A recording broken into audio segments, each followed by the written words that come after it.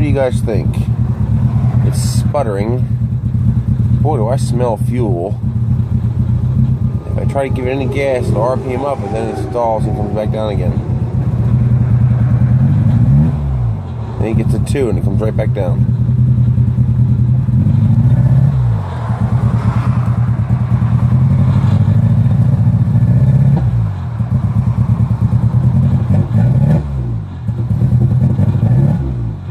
Nothing I do will go past 2. It sputters right out as soon as it hits 2.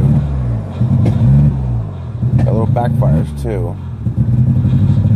Oh, one temperature sensor is connected. Temperature's starting to come up.